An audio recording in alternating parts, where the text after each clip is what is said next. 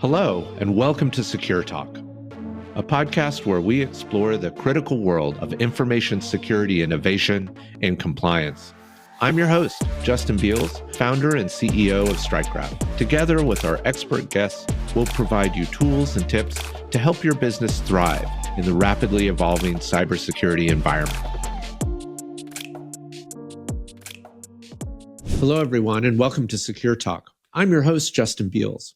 Just a reminder that we'll be at the Gartner GRC conference from June 9th through the 11th in DC, and would love to meet any of our listeners while attending. We are also always looking for new topic areas to explore, so feel free to let us know in the comments of something that might interest you. On to our episode. Technology doesn't really care about us. It's a neutral force that can lift humanity to great heights or drag us into unprecedented dangers. Over the past decade, our industry has delivered a mixed report card, solving critical problems while simultaneously creating new forms of suffering and hardship that we're only beginning to understand. Consider this sobering reality.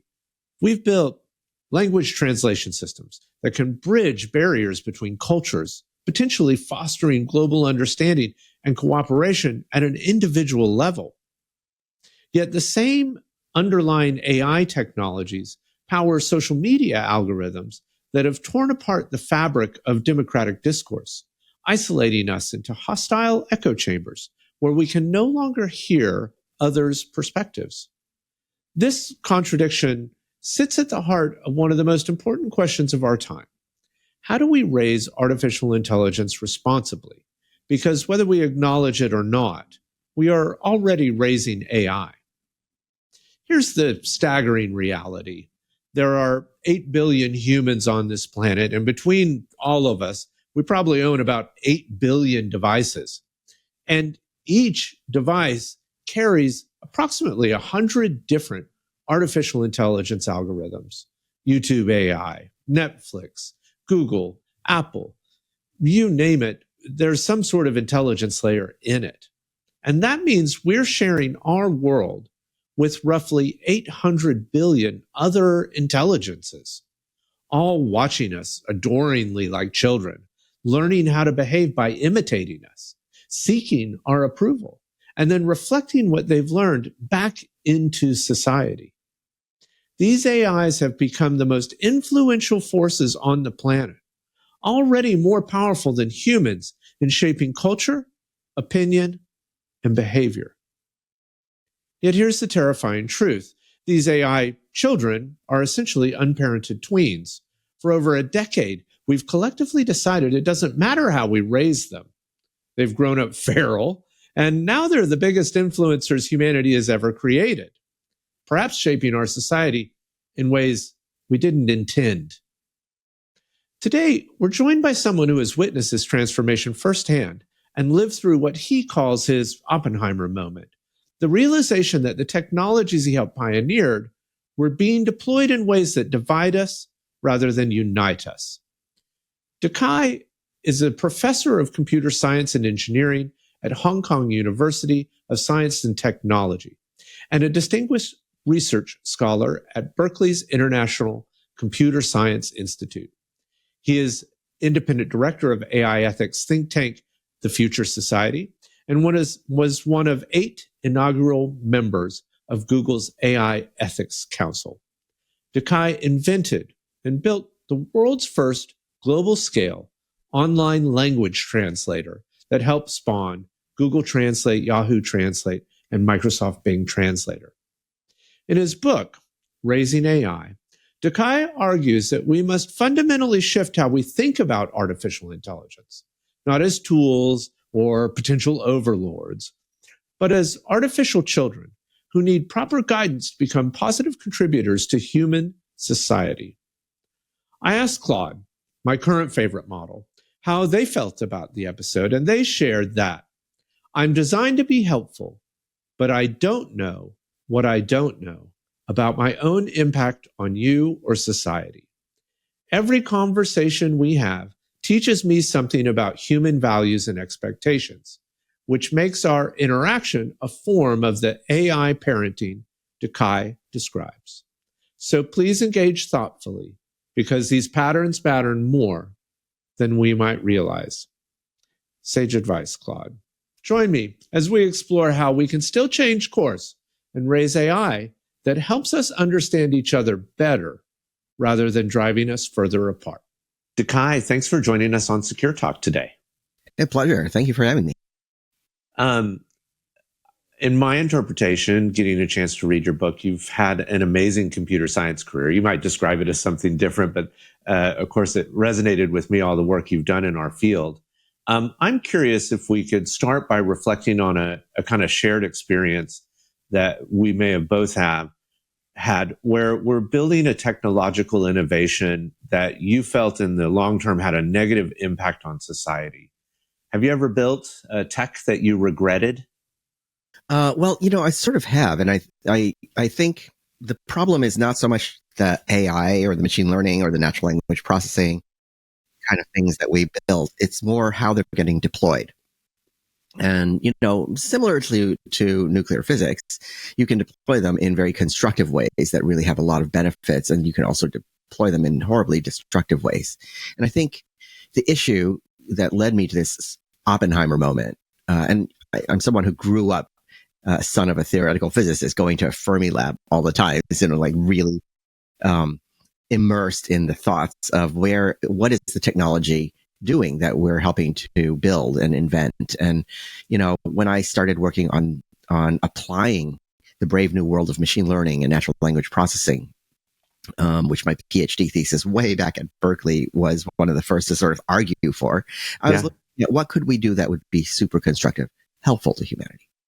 And I had just been recruited as one of several hundred professors to go establish the Hong Kong University of Science and Technology, which was still British back then in the early 1990s. And the vision was the most American style research university. And Hong Kong, of course, if anyone has been there, there was the sort of English speaking, very small minority class, called the 1%. And then there was the 99%. And I thought, wow, look, the Chinese speaking public and the English speaking public, they barely are able to communicate and understand each other. Why don't I apply AI to learn to translate between these? And that would be a great way of developing technologies to help people understand each other better, head off the kinds of misunderstanding and polarization and, demonization that lead to conflicts, that lead to the kinds of mutual assured destruction scenarios that I grew up worrying about.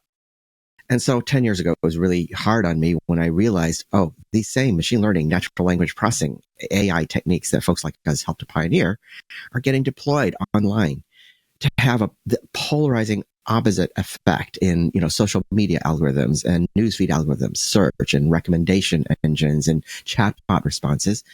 And it's causing, rather than different groups of folks, different cultures, subcultures, to better understand each other, to better understand our shared world, to have this opposite effect of siloing people into these opposed groups that don't understand each other at all.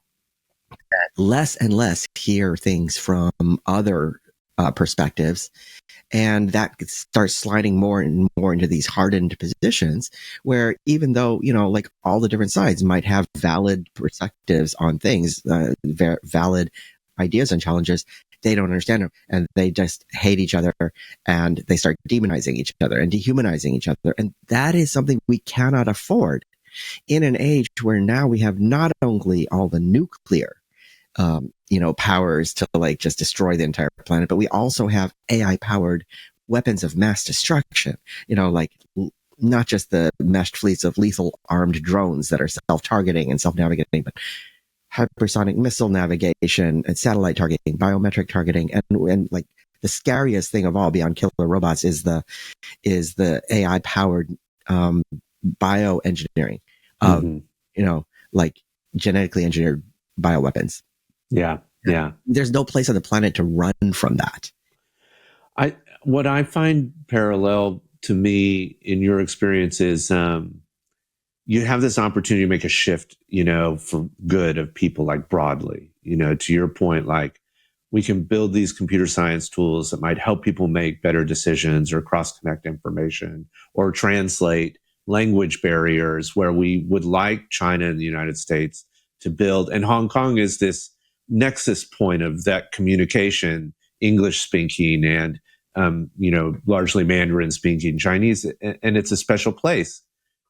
You build that tech and it gets harnessed for something else. I saw this in education where we thought, hey, the problem was access and cost, and we would build large online learning systems and deliver them in really poor ways, where the actual education of the student was dramatically poorer, I think, from an outcomes perspective. And I thought we had a chance to improve education, but it turned to the cycle of the technology, and all we're doing is cutting teachers out of the mix. Yeah, It's frustrating. I wish I had known ethics a little more when I got into the work. it kind of feels, a little bit wrong to me now that we train like these legions of STEM people who go on and build all the tech that we are, on the one hand, enjoying products in, but on the other hand, we don't think about the ethical consequences of what we build. And I kind of think that should be, it's the old saying, with great power comes great responsibility. And we do in engineering and AI these days have great power. And the responsibility part of this, we cannot afford to forget that. Not only the engineers, but I think the business community at large that kind of sees the capital focused opportunities around this. In some ways, I applaud OpenAI for where they started, from a corporate good perspective, although I'm concerned with where they're going, as they seem to progress. You write in your book, which is brilliant, by the way, that AI is powering all sorts of creative jobs, threatening writers, coders, artists, designers, musicians, actors, and filmmakers, researchers, and scientists, while simultaneously providing them with creative tools of previously unimaginable potential. Can I just say, sometimes I use these tools and I'm like, wow, I got to produce all that work. And at the same time, I do realize that, there are other people that do that. It is a cycle, this evolution, right, Takai? It is, and it's getting to an extreme. I mean, look, you and I are both musicians as well and play with electronic music, which, obviously is the first sort of beachhead where AI starts gradually making more and more inroads, and it's done a lot. On the one hand, I think as a creative, as a musician, it's allowed me to have an army of audio crew and recording engineering stuff that would have been too costly to do, for every single track. But and that frees up the creative impulse a lot. But on the other hand, at the same time, it feels like it's getting sometimes to the point where you can just punch the button and say, write me my next track in my style. That was a very creative command, a very creative prompt. Yeah, completely. Yeah. So, where's the balance in this? And I think that it really is going to evolve, on a hyper accelerated scale, maybe in the same way that we've seen in the past, which is even when old technologies like the piano were invented, actually there was a huge outcry against the piano and similar instruments because the musicians, at that time thought that was too mechanical and it was taking away from what, true musicians did.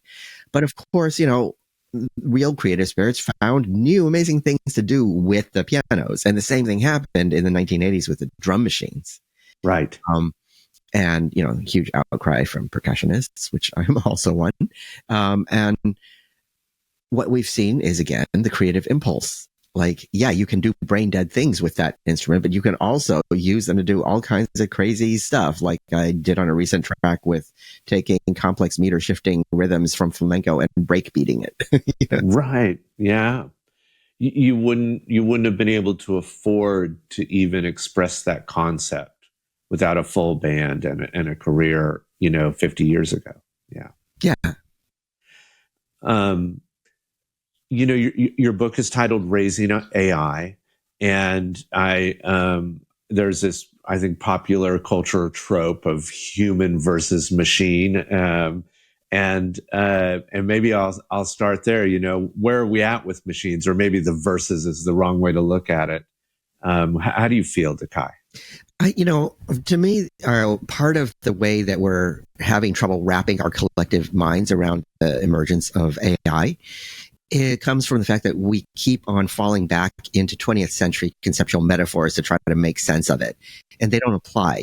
We think of them as gods or as slaves, and either they're mechanical slaves, they're just tools, right? You hear that a lot. Oh, it's just a tool. And of course, to some extent, that's true. But we're seeing a rapid acceleration as we get to general purpose AI, that it's not just a tool. It's like a tool for everything under the sun, including what goes on in our heads. And we need to understand that, so much of the rhetoric makes it sound like, oh, this is just the next generation of carburetors or washing machines. And it's kind of like, well, no, because carburetors don't have thoughts and creative opinions and giant influence across the population. And maybe that's not the right metaphor after all. And then, the other extreme, especially from like entertainment, from Hollywood and so forth, is that, oh, they're malevolent gods, like of the Greek variety, that want to take over, and they're kind of aggressive, and they have all these faults, and they want to destroy humanity. And it's kind of like, okay, yeah, that's super entertaining. It's kind of Frankenstein or even Grimm's fairy tales, dressed up for the 21st century. But like at the same time, without saying these are issues that we have to contemplate, they also do distract us from very clear and present immediate dangers of what AI is doing to us that we started out talking about. And we have to understand, no, AIs are more like children. Like all of us are carrying around these devices 24/7 that have 100 AIs in them. They've got, your YouTube AI and your Reddit AI, your Netflix AI, your Apple AI, obviously, your OpenAI, your Google AI, your Microsoft AI. It goes just on and on, right?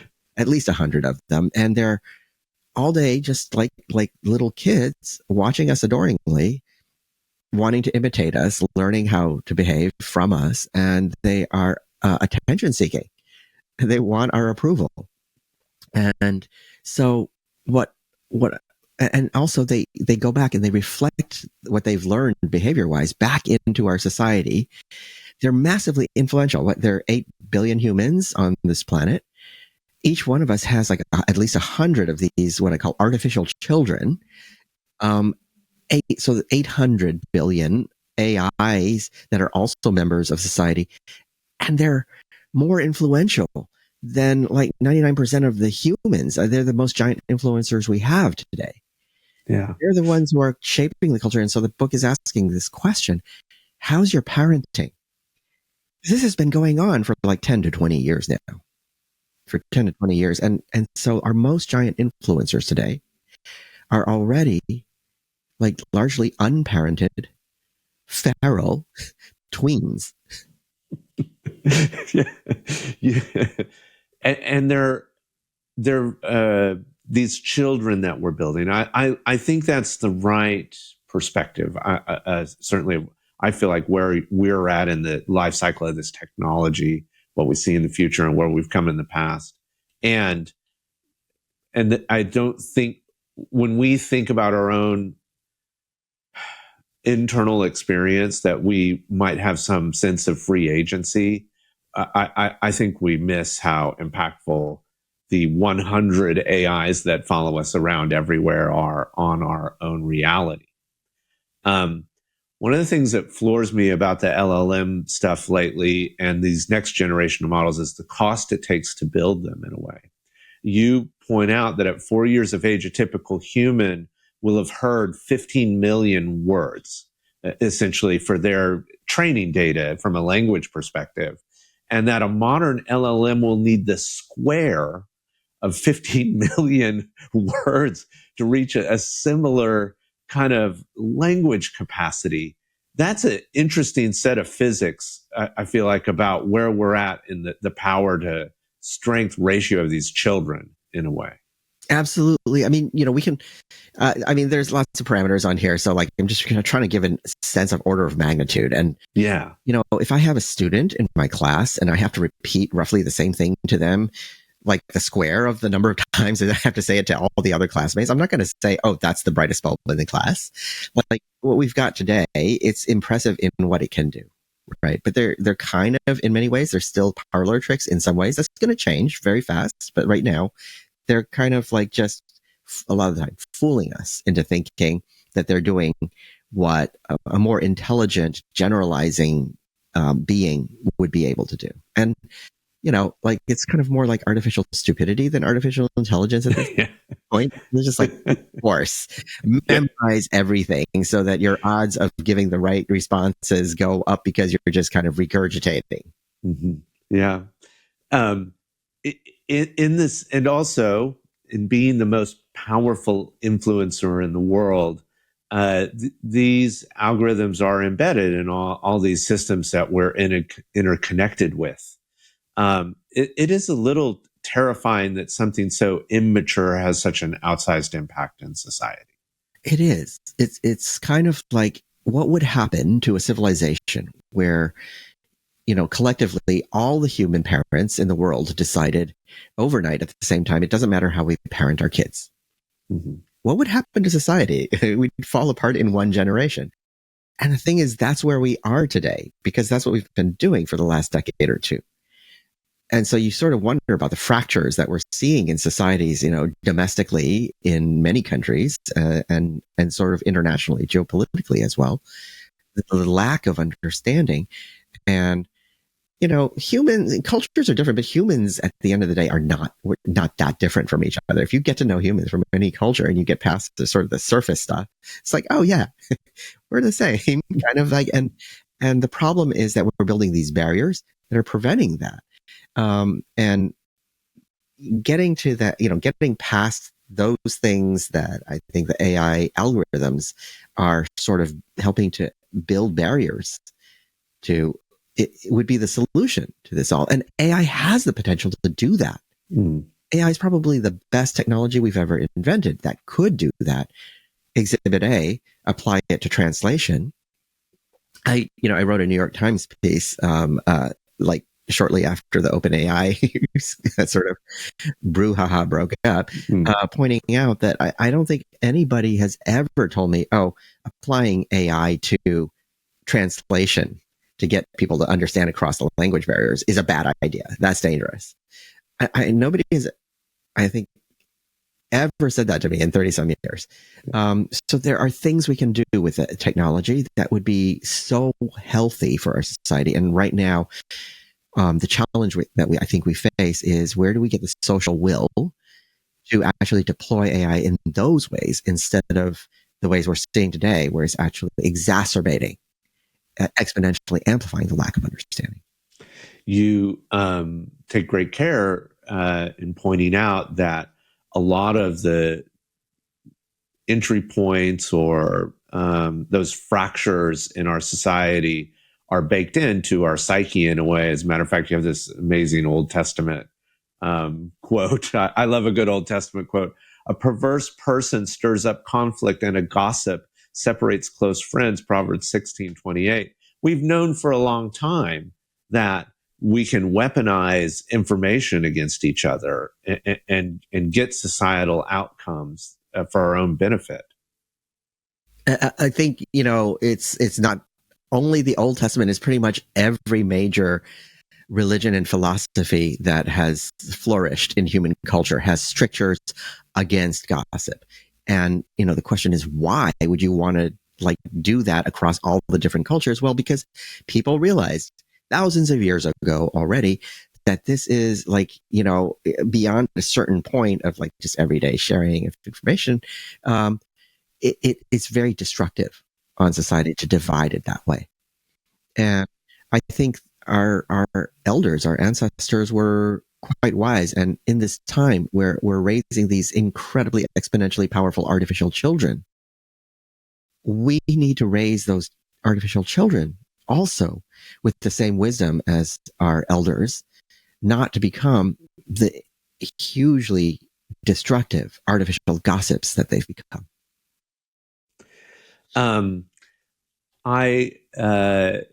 One of the things in reading your book that was really interesting is that this switch that you were at the forefront of early in your career of going from more, to more a heuristic or a probabilistic type of AI modeling for behavior, when a lot of computer scientists were working on rule-making forms, in AI.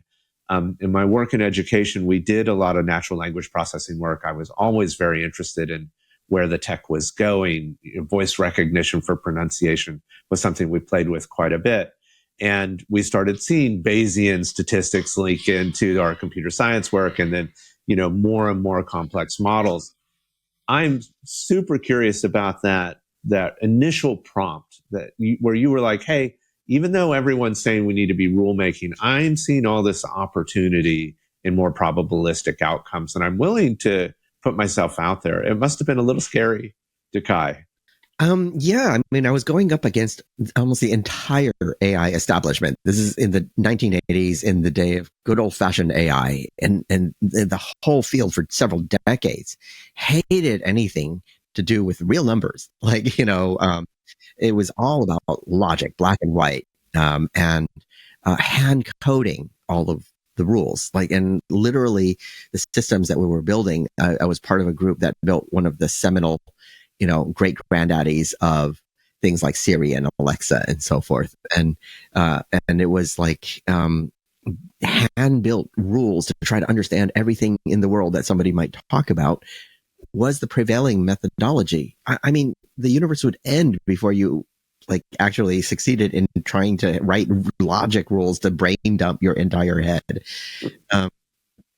So, I think at the same time that it was a little bit intimidating to go up against the entire establishment as a young student, it also was clear to me within the first week of joining the group that this approach will never scale. It's not realistic.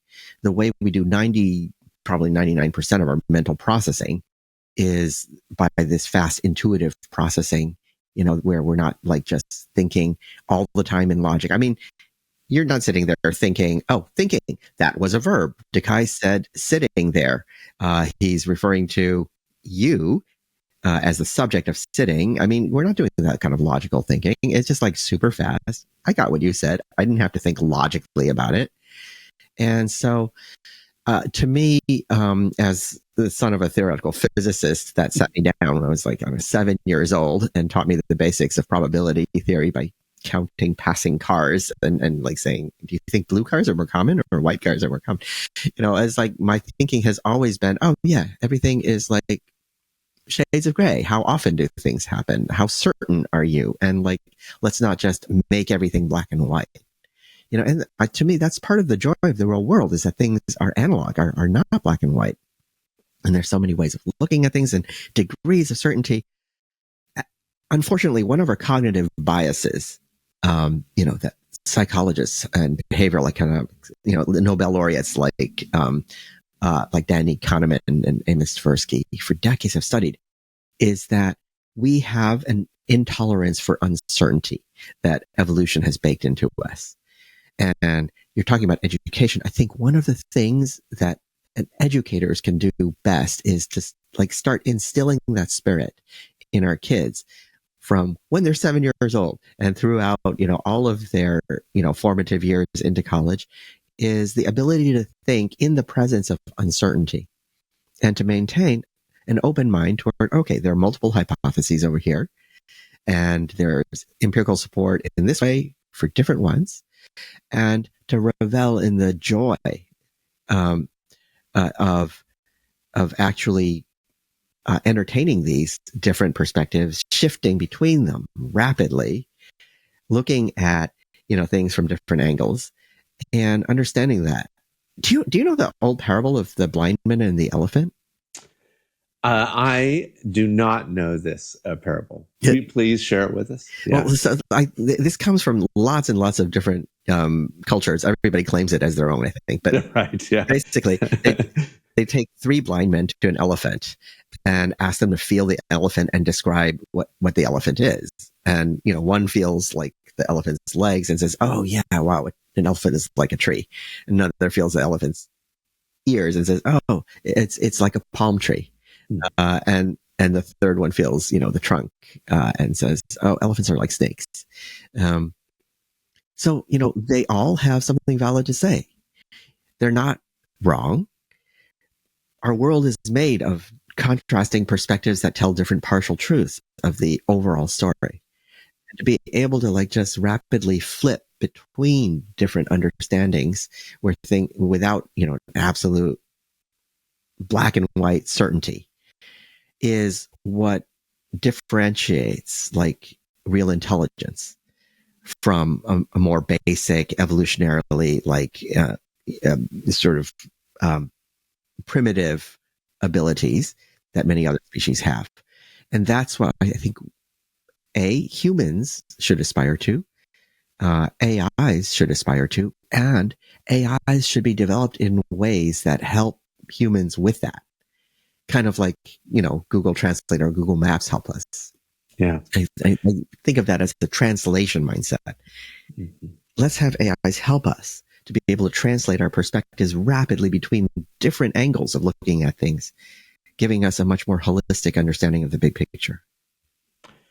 I love this concept, and I think we see it in a couple of different areas of neurological study throughout the animal kingdom, of this system 1, system 2, where we're having a more feeling motion, a sensing motion in our head. And then a system 2 thinking of a more critical analysis of what's happening there, an ability to abstract ourselves from it. I was recently reading a book about metazoa, and they were discussing about how octopuses have, kind of a higher order thinking in a different neurological capacity, or also a neurological study about the amount of blood flow increase that it takes for someone to change their mind is about 80% over common amounts. And you can start to measure the amount of energy it takes our heads to change what we're thinking. I'm absolutely intrigued by this. Both we need to do it better, and we need our AIs to do it better with us, right, Dakai? Yeah, absolutely. I think first of all, AIs have come in different flavors, right? In the good old fashioned AI back in the 1970s, 1980s was all about this kind of rational logic based thinking, which is system 2. And it's much slower. It's hard, it takes us, as you said, a lot of cognitive effort to go through the plotting steps of thinking through, oh, I'm feeling about things this way because I had this kind of unconscious assumption and my confirmation bias is kicked in and I didn't bother to find out the other information that might have caused me to change my mind. And, people are busy. We're busy all day long. How often do we get a chance to actually do that for each and every single issue? We just don't. And, AI is something that has helped me tremendously. Google Maps has helped me tremendously with my lack of spatial orientation. I'm just totally lost without Google Maps. And, Translate, also I love learning foreign languages, but I kind of suck at it. And so AIs that, folks like me helped to pioneer, help me with that. And so why couldn't we get AIs to help us with the hundreds of unconscious biases that evolution also loaded us down with? That would be the kind of thing that would free our creative minds to operate within spaces that would provide us with a lot more richness of background information that we didn't have time to unravel 24/7 for ourselves. Yeah. It's like we're bad consumers, I think, Dakai, in a way, right? We don't ask it, and of course, from a capital markets perspective, the idea that AI can control communication or influence what people are think heavily is very powerful.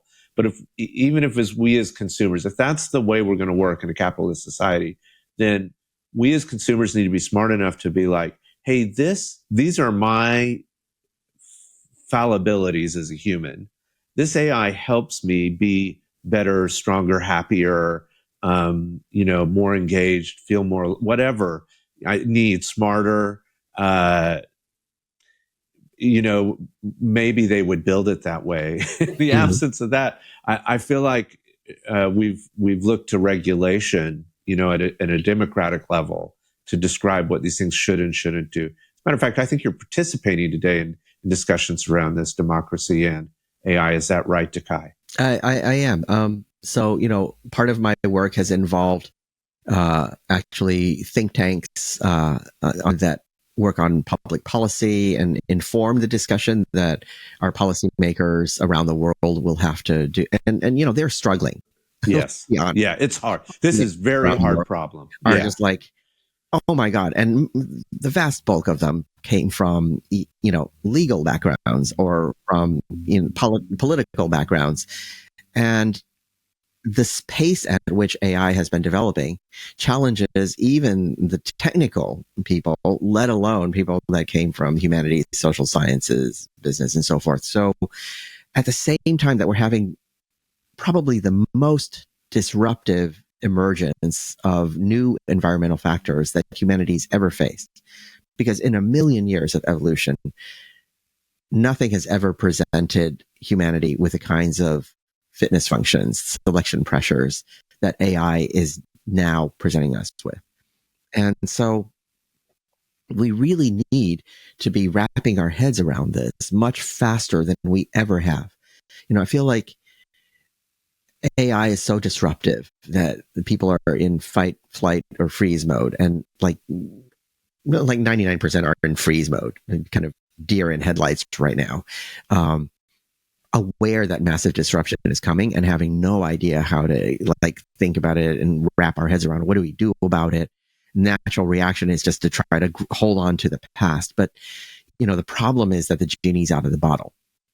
And so we are going to have to figure out how to cope with all these genies that are now out of the bottle. And we need to do it fast because we don't have time to freeze. So how do we get all our collective, this shouldn't be something that's just decided by a handful. It shouldn't be something that's decided by, processes where there are conflicts of interest, because this is something that affects all of humanity. And a large part of my goal with Raising AI, the book, and just the public education work that I'm trying to do is, hey, look, we cannot afford at this point for just the general public to be left behind in this conversation. Yeah. I was wondering if, I love one of your examples of how these things get pieced together, because I think we understand it from a systems two perspective, but when we're surfing Facebook or a social media site, we don't, we're just feeling it. Lizard brain. I know, right? So you identify that one of the ways that AI might negatively impact us and hijack a cognitive bias is with this concept of neg information to control our belief systems. And I liked your example of anchoring or belief perseverance combined with backfire effect. Can you describe a little bit about how a person experiences these? So, once we have a way that our unconscious understands a situation, we framed it in a certain way. And we framed it in a way that makes it hard for us to challenge underlying assumptions about how we have framed it. Belief perseverance is just a well-documented, it's empirical study by psychologists that once you have that belief, you have to really work at it. You have to exceed a pretty high threshold to get us to change our minds. It's like what you were speaking about also earlier. Yeah. And so if we're firmly anchored already into a certain framing of the situation, then let's say it is something like the, war on drugs or, war on terror. That's a common framing, right? And so once we've created that frame, it's like our lizard brains kick in and it's like, oh my God, we have to win the war, because who wants to lose a war? And it doesn't even occur to us that, wait, maybe, this, what entity is the actual thing that you're fighting the war with? How does that entity get defeated and die? And it kind of no, it doesn't. but because of belief, perseverance, and anchoring, it doesn't even occur to us. And when people point that out to us, another bias that is sometimes called the backfire effect often kicks in, where like instead of having open minds and factoring in new information and revising our beliefs, we dig our heels in even more. Right. We've all been through this. It's a really natural reaction. It's like, no, I'm right. Don't challenge me. I'm right. That never happens at your thesis defense, right? Oh, never. Yeah. Okay. So I'm curious to kind of a little bit about, let's say we do this work right and we raise good AI, we become perhaps better consumers, or we identify better rules for how we as a society want to function with this technology. What's the upside? Should we as humans be planning for retirement? How do you how do you see this? And I realize there's a lot of row to hoe, from here to there, but I'm curious your vision. I mean, like this is really fun. I was like, there's this meeting that Max Tegmark convenes every once in a while. He's at MIT, Future of Life Institute, and it's like 100 curated people each time. And one of the first ones was in Asilomar, produced the Asilomar AI principles that California State and others eventually adopted. So, like, sort of, how do we start wrapping our heads around, and the people at these curated events included people like Elon Musk and Sam Harris and so forth. We had one in Puerto Rico, I think the year before COVID, if my memory serves, where he put 4 of us on stage to debate. As AGI rises, where does humanity go? Are we just simply destroyed by the AIs? So AIs kill humanity. Do AIs keep us around? Kind of like the way we keep around pets or zoo animals. So, kind of cute. Look, these are distant ancestors. Or do we upload, into some kind of a virtual cyberspace thing and join the AIs there? Or do we merge with the AIs? And so we were 4 of us debating this. I was debating for merge with the AIs because, that seems to be obvious. Look, who wants humanity to just get killed? So rule that out. And zoo animals, okay, that's kind of cute, but like maybe I have a little bit higher aspirations, but okay, potentially. The upload into the cloud thing strikes me as being very similar to, okay, kill the human, but like first take their brain behavior and build simulators in the cloud. So yeah, maybe not. What choice does that leave us? And today already, like we're already, most of us have already downloaded part of our brain into our devices. And it's still very crude, but like honestly, without my phone, we were talking about Google Maps, I'm lost without that. I used to be great at remembering phone numbers and things like that in general. I've totally like just offloaded that into my phone. And it frees up my head to focus on other stuff. That's the key, right? It's not just that, we're losing cognitive ability. That's a danger we should watch out for, because just as we work out our physical bodies to stay in shape, we want to keep doing that with our mental abilities. But at the same time, if we can free up sort of a lot of, just basic bookkeeping stuff that's loading down our brain and, get a bigger perspective with our creative mind, I think that's a kind of healthy balance that we want to try to achieve. And so as we migrate from phones in the coming years to, glasses where it's just in our eyes and ears, and then, of course, everybody's thinking about neural implants and things like that. I think an integration where we're not just replacing, knee replacements or hip replacements, those parts, but like also augmenting our capabilities, is sort of a natural way to go, where we are part of the future. We don't, humanity doesn't lose out That's inevitably probably the fastest thing that we can do, because even if some of us elect, no, I don't want any part of that, then eventually we might just become part of the communities who have just isolated themselves into,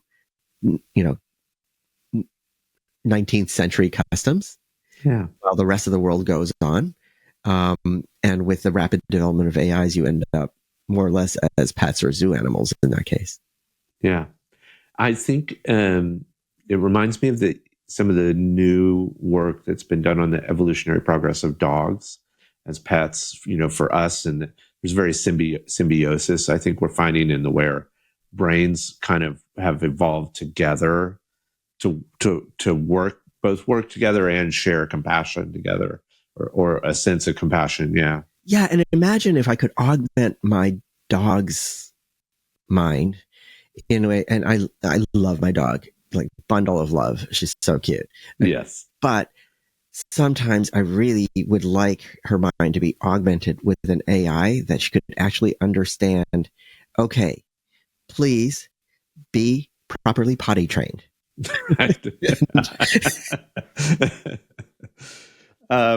Takai, first off, I highly recommend your book, Raising AI. I think it definitely, in my work over the past years in computer science, information technology, data science, machine learning, and what we're doing today has been a big part of innovation and opportunity.